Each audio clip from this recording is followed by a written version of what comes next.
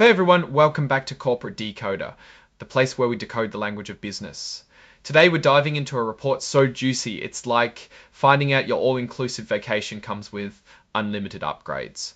Get ready to unpack the details of a major hotel acquisition. Before we start, if you appreciate getting straight insights from corporate documents, make sure you're subscribed. We also have a Discord community linked in the description below.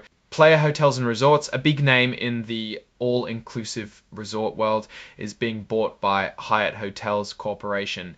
This report gives us the final play-by-play on how the deal went down. This document is called a Form 8K, also known as a current report. Companies file these to tell investors about big news that could affect their stock. In this case, it's the official word that Hyatt has taken control of Playa.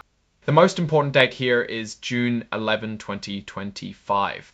This is when the deal basically closed, meaning Hyatt officially took over. The price Hyatt paid for each share was $13.50. So if you owned 100 shares of Playa, Hyatt would give you $1,350. There was a deadline called the expiration time for shareholders to accept Hyatt's offer. It was June 9, 2025. After that, Playa's owners have to hand in their shares. By that deadline, a massive amount of shares, over 101 million, were offered up, representing 82.28% of all the shares out there. This was enough for Hyatt to go ahead with the deal, so on June 11, 2025, Hyatt accepted all tendered shares.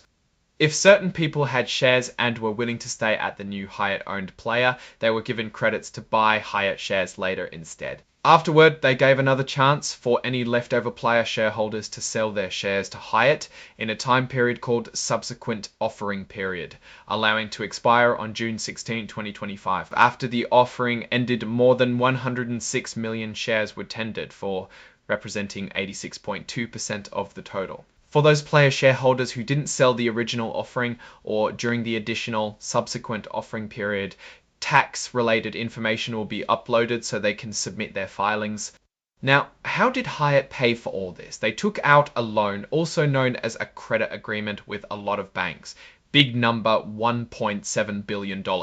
This loan is called a delayed draw term loan facility, which basically means Hyatt could take the money when they needed it for the Playa purchase. The interest rate on this loan will waver depending on Hyatt's credit rating, but also whether Hyatt wants to use a base rate or the term SOFR. With Hyatt now in control, Playa's stock would be removed from the Nasdaq stock market. To take off a stock from Nasdaq list, Playa has to file another form called Form 25 with the SEC. Soon after, the company's responsibilities to report to the US SEC will end after a Form 15 is filed, as Playa is no longer a company because it's a subsidiary of Hyatt. Playa owners no longer have any direct control of the company. The shares don't exist anymore. The total cost to purchase the company, around $1.4 billion.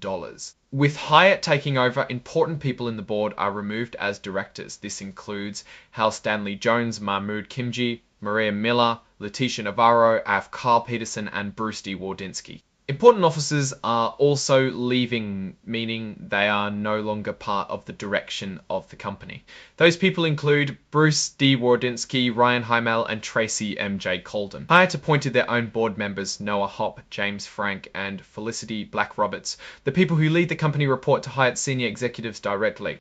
We also have some brief background about these new board members, such as those of Felicity Black-Roberts, who has served as the company's Senior Vice President Development. Now, what does all this mean? Hyatt has made a big move to expand its all-inclusive resort business by buying Playa. This gives Hyatt more resorts in popular vacation spots, and Playa's shareholders got a decent payout. The old Playa leadership is out, and Hyatt's people are now in charge, steering the ship in a new direction. It seems like a very calculated move based on the interest rates, considering Hyatt will borrow $1.7 billion to purchase Playa at around $1.4 billion overall. Nothing too dangerous to mention about this acquisition. Alright, that's our breakdown of Playa Hotels and Resorts acquisition. What's your take on these moves and what they signal for the company's future? Drop your thoughts in the comments. If this analysis was valuable, hitting that like button really helps, and subscribe for more deep dives.